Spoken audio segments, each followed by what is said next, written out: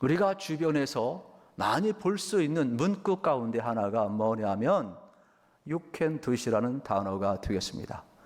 여러분 뭐죠? 당신은 할 수 있다라는 겁니다. 그래서 우리는 적극적인 사고방식 속에서 만약 당신이 할 수 있다고 생각하면 당신은 할 수 있습니다. 그래서 우리의 삶에 얼마나 많은 격려와 위로가 되었는지 모릅니다. 그리고 여러분들이 많이 주변에서 보는 것처럼 또 그 다음에 가보면 뭐가 있습니까? Just do it now 그랬습니다. 그것을 지금 속히 하라는 것입니다. 그래서 우리의 삶에 있어서 힘들고 어렵고 나는 불가능하고 할 수 없는데 당신은 할 수 있습니다. 그리고 그것을 지금 하십시오 이야기할 때 얼마나 위로가 되고 격려가 됩니까? 그래서 사람들은 자신감을 갖기를 시작을 합니다. 그 자신감이 어느 정도까지 갔느냐? 인간은 모든 걸 할 수 있다는 데까지 가게 된 것입니다. 그래서 우리의 삶의 자리 속에 여러분 모든 자리가 있는데 그건 바로 뭐냐? 우리 현대 문명의 기초가 뭐냐? 인간은 할 수 있다는 것이 현대 문명의 기초가 되겠습니다. 이러한 것이 16세기, 17세기 서구 사회에 흘러 들어가면서 특별히 인간은 여러분 뭐든지 할 수 있다. 인간의 모든 여러분 삶의 역사에 또 문화에 여러분 사회 속에 중심으로 자리를 잡게 된 것입니다. 그러면 이러한 자신감이 어디서부터 왔는가? 큰 뿌리를 찾아보게 되면 두 흐름을 우리가 살펴볼 수가 있습니다. 하나는 철학적인 흐름이 되겠습니다. 그러면 이 철학자들은 뭘 이야기를 하느냐? 인간은 위대하다라는 겁니다. 인간 안에는 이성이 있다라는 것입니다. 그러므로 이 이성을 통하여서 뭐든지 할 수 있다라고 이야기를 하는 것이 바로 철학적인 여러분 흐름이 되겠습니다. 여러분이 학교 다닐 때 배웠던 것처럼 여러분 이것을 조금 더 이야기를 해보면 여러분 인간의 이성이 어떤 합리주의, 경험주의 철학을 낳았습니다. 그리고 이것이 쭉 흘러오다가 계몽주의 철학에서 전부 다 집대성이 된 것입니다. 그러면 이 계몽주의 사상은 여러분 무엇입니까? 계몽주의를 대표하는 사상가 여러분 잘 알죠? 임마누엘 칸트를 기억하게 될 겁니다. 물론 이분은 순수 이성 비판이 매우 유명합니다만은 오늘은 계몽주의에 대해서 설명하기 때문에 그의 소논문에서 계몽주의란 무엇인가 이렇게 설명을 하고 있습니다. 인간 안에는 이성이 있는데 이 이성을 얼마든지 개발하고 극대화시킬 수 있다는 겁니다. 그래서 인간은 이성을 활용하면 얼마든지 극대된 삶을 살 수 있다라고 이야기를 하고 있습니다. 그렇습니다. 그래서 인간들은 어디까지 나아갔느냐? 굳이 하나님이 만드시고 하나님이 가져오는 하나님의 나라를 우리가 기다리는 것보다는 인간의 이성이 위대하니까 얼마든지 이 땅에 유토피아, 지상낙원을 만들 수 있다라는 생각까지 가게 된 겁니다. 그래서 이러한 사상, 인간의 중심이 된 이런 사상은 어디까지 갔느냐? 여러분 하나님의 자리를 밀어내고 인간이 그 자리를 대신 차지하기를 시작을 합니다. 그래서 그들은 철저하게 여러분 인간 중심의 새로운 종교를 태동시키고 있습니다. 우리는 할 수 있다라는 철학적인 사상의 흐름이 있습니다. 또 하나의 흐름은 과학의 이름으로 여러분 우리에게 다가온 것이 되겠습니다. 사람이 이성적인 존재이니까 이성을 가지고 잘 관찰을 하다 보니까 어떤 원리를 발견합니다. 그 원리가 과학적이고 합리적인 원리가 됩니다. 그래서 그들은 이 원리를 잘 적용하다 보니까 놀라운 기계를 발견을 하게 됩니다. 그래서 발명품이 여러분 많이 발생을 하게 되는 것이죠. 그래서 인간이 어떻게 산업을 일으키게 됩니다. 기계를 만들게 됩니다. 이거는 혁명적으로 과거에 육체적인 노동을 했던 모든 것들을 기계로 함으로 말미암아 엄청난 여러분 발전을 이루게 되는 겁니다. 그래서 이제는 어느 정도 자신감까지 가지고 갔느냐? 그들이 하나님 앞에 기도하는 것보다는 실험실에서 연구하게 되는 겁니다. 오히려 하나님을 섬기기보다는 과학이라는 이름으로 얼마든지 인간은 생산을 할 수 있고 더 많은 편리를 누릴 수 있다고 생각하며 하나님 자리에 과학을 올려놓기를 시작을 한 것입니다. 이렇게 여러분 우리의 삶의 자리 속에서는 이 땅에 얼마든지 철학적인 사상, 인간은 위대하다, 인간의 이성은 뭐든지 할 수 있다라는 이러한 흐름과 이걸 과학적으로 뒷받침을 하면서 여러분 인간은 많은 발전을 이루어 왔습니다. 그러면서 하나님을 밀어내기를 시작을 한 겁니다. 이러한 흐름 속에 우리가 와 있는데 그 뿌리 깊은 곳을 들어가 보니까 그곳이 바로 뭐냐? 르네상스였다라는 겁니다. 그러면 르네상스라는 것은 뭐냐? 여러분이 잘 아시는 것처럼 다시금 살려낸다, 부활시킨다, 재생한다, 이러한 뜻이 있는 것입니다. 그래서 이 리라는 말은 다시라는 말씀이 되겠습니다. 도대체 여러분 무엇을 다시금 살려낸다는 말이 될까요? 르네상스 학자들은 셈으로 돌아가자는 방법론을 사용을 했습니다. 이것은 여러분이 잘 아는 라틴어로 이야기하면 아드 폰테스가 되겠습니다. 그러면 이 아드 폰테스라는 말은 뭐냐? 근원으로 돌아가자요, 셈으로 돌아가자요, 기본으로 돌아가자, 이러한 말이 되겠습니다. 그러면 르네상스 학자들이 주장하는 기본으로 돌아가자, 셈으로 돌아가자라는 그 셈이 뭡니까? 그건 바로 고대 그리스 문화와 로마 문명을 이야기를 하는 겁니다. 그러면 그리스 문화와 로마 문명은 뭡니까? 우리가 생각을 할 때 그리스 신화 그러면 신들의 이야기입니다. 저도 이 내용을 몰랐을 때에는 왜 이렇게 신들이 많고 참 대단한 민족이다, 문화적으로 우수하구나, 아주 신들이 많은 줄 알았습니다. 그러나 알고 나보니까 전부 다 허구였습니다. 우리나라 아이들도 우리나라 역사는 모릅니다. 성경의 역사는 아무것도 모르면서 그리스 신화는 다 압니다. 왜? 만화책에 다 나와 있거든요. 제가 성지순례 가보니까 가이드들이 그래요. 이 뭐 그리스 신화 이야기라고 쭉 다 이야기를 하는데 막 줄줄줄줄 다 외워요. 아이들이 왔을 때 물어본대요. 역사를 물으면 하나도 모르는데 그리스 신화 이야기하면 전부 다 안다라는 거예요. 이 잘못된 교육이라는 거예요. 서양은 오히려 더 모른대요. 거기에 나오는 내용은 전부 다 뭐예요? 싸우는 이야기입니다. 결혼하는 이야기입니다. 빼앗는 이야기입니다. 전쟁하는 이야기입니다. 살인하는 이야기입니다. 쏘이는 이야기입니다. 죽이는 이야기입니다. 무슨 놈의 신들이 그따위 짓을 합니까? 전부 다 인간의 이야기를 신들의 이름으로 포장한 것입니다.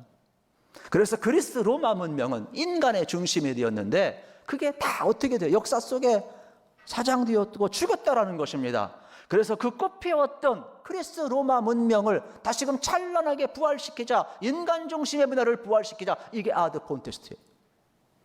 그런데 우리는 마치 뭐 그 라틴어 한마디 알고 뭐 학자들이 뭐 조금 하면 학자들이 하도 이용하니까 아주 저도 대단한 줄 알았어요.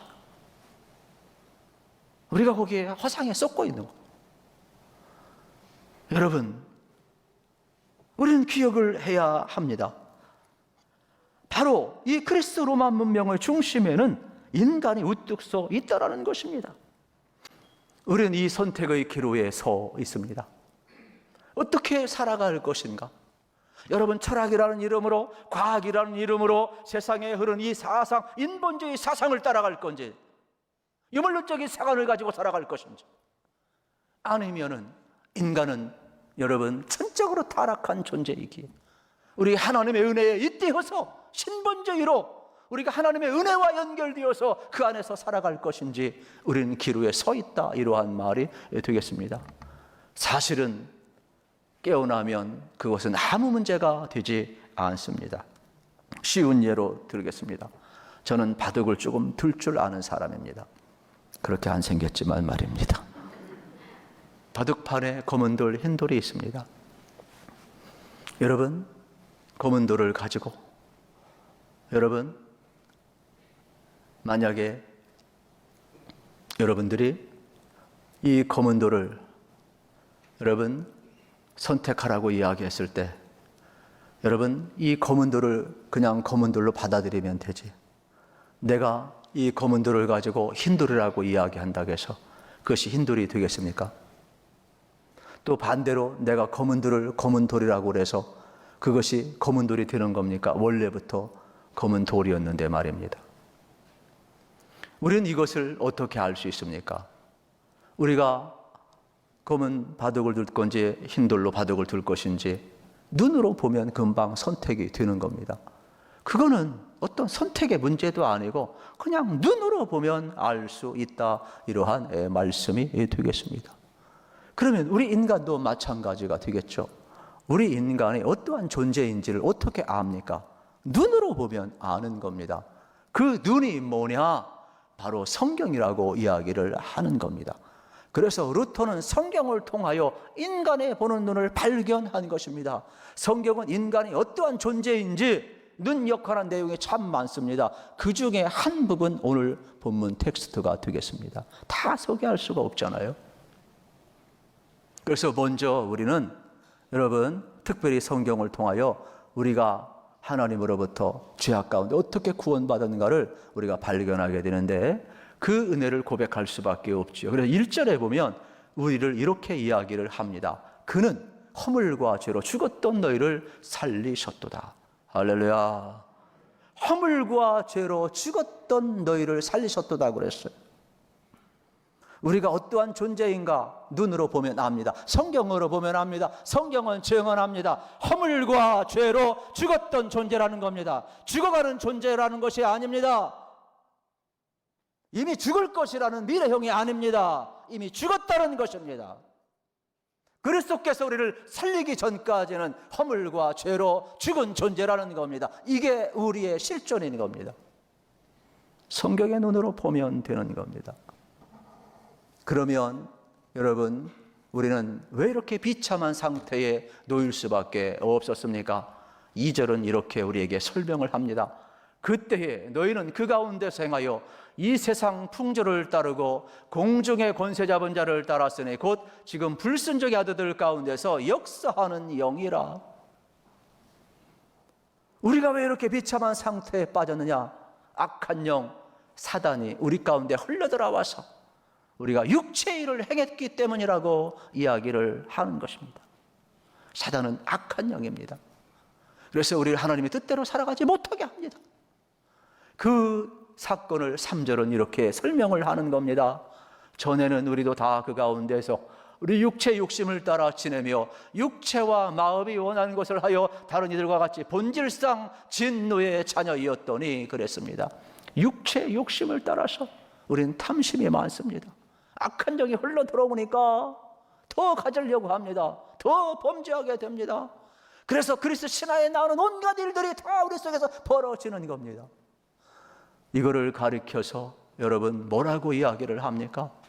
특별히 성경 갈라디아서 5장 19절 21절에서는 이렇게 설명합니다. 육체의 일은 분명하니 곧 음행과 더러운 것과 호색과 우상숭배와 주술과 원수 맺는 것과 분쟁과 시기와 분냄과 당진 것과 분열함과 이단과 투기와 술취함과 방탕함과 또 그와 같은 것이라 전에 너희에게 경계한 것 같이 경계하노니 그랬습니다. 이런 일을 하는 자들은 하나님의 나라를 유업으로 받지 못할 것이라. 여러분 육체의 일을 따라 살아가는 사람, 악한 영 사단에 의해서 휘어잡힌 사람, 그 죄를 밥 먹듯이 젓는 사람은 하나님 나라를 유업으로 받지 못해서 우리는 본질상 진노의 자녀라는 겁니다. 우리 체질 자체가 죄의 노예가 되어서 본질상 진노의 자녀라는 겁니다. 전적인 타락한 존재라고 이야기를 하는 겁니다. 그리스도께서 우리를 살리기 전에 모습이 되겠습니다. 그런데 허물과 죄로 죽은 여러분, 우리를 이 무능력자를 성경은 뭐라고 이야기를 합니까? 죄로 죽었던 우리를 하나님이 여러분 은혜로 살리셨도다 말씀을 하는 겁니다. 그래서 5절 6절 허물로 죽은 우리를 그리스도와 함께 살리셨고 너희는 은혜로 구원을 받은 것이라. 또 함께 일으키사 그리스도 예수 안에서 함께 하늘에서 앉히셨다라고 말씀합니다. 우리는 허물과 죄로 죽은 존재입니다. 그런데 하나님이 은혜로 우리에게 보이셨는데 그 은혜가 뭡니까? 예수님과 함께 우리 죽게 하고 예수님과 함께 일으키고 예수님과 함께 우리를 하나님 보좌 우편에 앉기까지 우리를 이끌어가고 있습니다. 예수님 안에서 연합된 자들은 그 은혜로 말미암아 구원받는다라고 이야기를 하고 있음을 우리가 발견하게 되는 것입니다. 그래서 우리는 두 번째로 고백할 것은 오직 은혜는 이 구원이 하나님의 선물임을 우리는 고백을 하게 되는 겁니다. 그래서 성경 말씀을 여러분 7절 8절을 보세요. 이는 그리스도 예수 안에서 우리에게 자비하심으로써 그 은혜의 지극히 풍성함을 오는 여러 세대에 나타내려 하심이라. 너희는 그 은혜에 의하여 믿음으로 말미암아 구원을 받았으니 이것은 너희에게서 난 것이 아니요 하나님의 선물이라. 할렐루야. 은혜가 뭐라고요? 하나님의 선물이래. 구원이 뭐라고요? 하나님의 은혜고 선물이라는 겁니다. 선물은 여러분 받으면 되는 거예요. 믿음으로 받으면 되는 거예요. 믿음조차도. 왜요? 이것은요 하나님이 거저 주신 은혜이기 때문에 여러분 그 하나님의 자비하심, 그 하나님의 자비하심이 죄인 된 우리를 사랑하셔서 독생자까지 내어주셔서 우리를 사랑하셔서 구원하셨어요. 그래서 그 은혜가 여러분 그리스도의 자비하심 때문이고 우리는 그것을 선물로 받았으니까 감사를 고백할 수밖에 없고, 그래서 9절에 보게 되면 이거는 뭐라고 그랬어요? 행위에서 난 것이 아닌 이는 누구든지 자랑하지 못하게 하려 함이라 말씀하고 있습니다. 왜요? 전적인 하나님의 사건이기 때문에 그렇습니다. 우리는 자랑하려면 예수를 자랑하고 우리는 오히려 은혜를 자랑해야 될 존재임을 가르쳐 주고 있는 겁니다. 예수 그리스도께서 우리의 죄를 위해서 죽으시고 전적으로 하나님께서 은혜로서 행하신 이 모든 은혜를 우리가 믿음으로 받아들일 때 구원은 우리의 것이 되는 겁니다. 그래서 우리는 하나님의 은혜에 감사하며 그 선물을 우리가 기쁨으로 받고 우리가 살아가기 때문에 여러분 구원조차도 우리의 행위가 아님을 분명하게 성경은 이야기하고 있습니다. 왜 구원을 선물로 주셨을까요? 선물은요 값을 지불하고 사게 되어 있어요. 내가 지불할 수가 없어요. 하나님이 지불하신 거예요.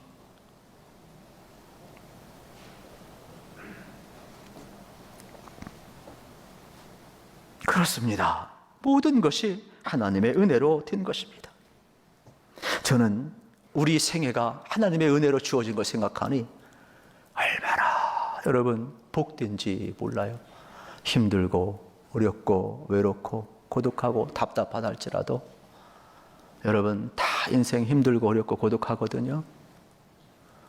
내가 지금 살아있고 한 번 살아갈 수 있는 생에 주어졌다는 것 꼭 은혜 발견하셔서 여러분 감사하기를 축복합니다.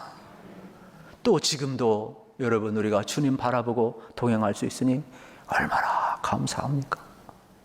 죽음이 끝이 아니라 장차 영원한 하나님 나라 소망을 가지고 살게 하시니 이 또한 감사 아니겠느냐 이 말이죠. 모든 것이 은혜 아닌 것이 없어요. 이만큼 우리는 갚을 길 없기 때문에 하나님이 이렇게 자비하심으로 은혜로 선물로 주셨습니다. 그렇기 때문에 세 번째 은혜는 여러분 우리가 어떻게 했어요? 그 베푸신 은혜 하나님의 목적대로 선한 행위를 하며 살아가야 됨을 우리는 알아야 되겠습니다. 10절 말씀입니다. 우리는 그가 만드신 바라 그리스도 예수 안에서 선한 일을 위하여 지으심을 받은 자니 이 일은 하나님이 전에 예비하사 우리로 그 가운데서 행하게 하려 하심이니라. 할렐루야. 우리는 그의 만드신 바라 하나님의 위대한 작품입니다. 여러분 제품과 작품의 차이점이 뭔지 아십니까? 제품은 그냥 기계로 찍어내는 겁니다. 작품은 작가의 혼이 들어가 있는 겁니다. 하나님은 우리를 어떻게 하셨어요? 그의 형상대로 만드신 바라 전적으로 타락한 우리를 예수 그리스도로 온전히 회복시키셔서 하나님의 성품을 불어넣으셨어요. 우리는 그의 만드신 작품이에요. 바울은 이걸 알았기에 모든 것이 은혜라고 고린도전서 15장 10절에서 고백을 하는 겁니다. 같이 한번 읽읍시다. 그러나 내가 나 된 것은 하나님의 은혜로 된 것이니 내게 주신 그의 은혜가 헛되지 아니하여 내가 모든 사도보다 더 많이 수고하였으나 내가 한 것이 아니여 오직 나와 함께 하신 하나님의 은혜로라. 할렐루야. 바울은 자기가 어떻게 구원받았는가를 알아요. 자기에게 임한 구원을 알았기 때문에 목숨을 걸고 복음을 전하고 선한 행위를 했어도 자기 자랑할 수 없는 것은 내가 한 것이 아니요 내가 받은 그 은혜 때문에 하나님의 은혜로 하고 있더라고. 그런 고백을 하고 있는 것이죠. 우리는 구원 얻기 위해서 선을 행하는 것이 아닙니다. 하나님의 은혜가 흘러 들어왔기 때문에 선을 행하는 겁니다. 우리는 은혜를 받았기 때문에 선을 행하는 겁니다. 우리 안에 예수님이 계시고 예수님이 하시기 때문에 우리는 선한 행위를 하는 것입니다. 이것이 도덕적이든 윤리적이든 영적이든 여러분 선한 역사가 꼭 일어나기를 축복합니다. 그래서 우리의 삶에 있어서 여러분 전적으로 어떠한 선택의 길을 걸어가야 되냐? 믿음과 삶은 분리될 수 없습니다. 그러므로 우리는 모든 것 집대성화된 여러분 합리주의든 경험주의든 계몽주의든 이성을 극대화시킨 인본주의든 이러한 모든 여러분 전 세계 사상의 흐름을 집도상 에라스무스의 방향을 갈 것인지, 아니면은 우리는 전적으로 타락한 존재이고 우리는 하나님의 은혜 없이 살 수 없다는 루터와 같은 신본주의로 갈 것인지, 노예의존으로 갈 것인지, 우리는 그 기로에 서 있다, 이 말씀이 되겠습니다. 이러한 모든 것이 여러분 루터만 발견한 것은 아니죠. 루터가 이것을 발견했을 때 하나님, 나는 죄인입니다, 전부 여의지옵소서, 손 들고 옵니다, 주 나를 박대하시면 나 어디 가리까. 여러분, 그렇습니다. 성경을 통하여 내가 누구인가를 발견한 사람은 하나님 앞에 두 손 들고 나아갈 수밖에 없습니다. 나는 하나님의 은혜 없이 살 수 없습니다라고 고백할 수밖에 없다라는 사실입니다. 이거 루터가, 우리 선배가 발견했습니다. 성경을 통하여서. 오늘 우리도 성경을 통하여서 이 실존을 볼 수 있기를 우리 주님의 이름으로 축복합니다. 그래서 우리는 은혜의 여러분 감격 속에서 살아갈 수밖에 없지요. 특별히 여러분, 우리를 극진히 사랑하시는 하나님의 크신 은혜로 인하여 우리가 구원받았다는 사실이 되겠습니다. 그래서 성경을 통해서 오직 이 솔라 그라티아라는 이 오직 은혜라는 이 원리가 우리에게 다가오게 될 때, 하나님이 죄된 우리를 이토록 아파하시면서 사랑하셨구나, 하나님의 모든 사랑을 독생자에게 다 담아놓으셔서 그 십자가의 사랑 속에 다 담으셔서 우리에게 선물로 주셨어요. 그게 누구냐? 예수님이에요. 죄와 허물로 죽었던 우리를 살리셨어요. 그 사랑을 우리는 받았어요. 그 은혜를 받았어요. 그러므로 우리는 하나님의 측량할 수 없는 이 은혜 갚을 길 없어서 오늘 우리는 하나님 앞에 믿음으로 살고 여러분 은혜로 사는 것이죠. 그래서 우리에서 나오는 모든 선한 행위는 여러분 나로 인해서 이루어지는 것이 아닙니다. 내 안에 계신 예수 그리스도에 인하여서 이루어지는 것을 믿으시고, 여러분이 어떠한 선한 행위를 한다 할지라도 자랑하지 마시고 하나님께 영광 돌리시기를 축복합니다. 제가 다른 종교를 비난하는 것은 아닙니다. 그러나 아직도 가톨릭은 구원을 하나님의 은혜 플러스 예수 그리스도의 은혜 50%, 인간의 공로 50%, 100% 구원을 완성한다고 이야기합니다. 이건 비성경적인 겁니다. 그래서 여러분, 교황은 루터가 싫었을 겁니다. 전적인 타락과 전적인 은혜를 이야기하고 전적인 하나님의 구원을 이야기하니 가톨릭 입장에서는 싫었겠죠. 그래서 거기에서 뭐가 나오는 거예요? 연옥설이 나오는 것이고, 면죄부가 나오는 것이고, 고해성사가 나오는 것이고, 교황보호설이 나오는 거예요. 성경을 연구하면 얼마나 비성경적인가를 알아야 되는 거예요. 구원은 전적인 하나님의 은혜로 이루어지는 것이지 인간의 공덕 사상에 의해서 이루어지는 것이 아니에요. 그러므로 오늘 우리가 선한 행위를 할 수 있는 것은 구원의 조건이 아니라 하나님의 은혜에 대한, 하나님 은혜에 대한 감격으로 자연스럽게 흘러가는 결과물임을 믿으시기를 축복합니다. 그래서 우리는 갚을 길 없어요.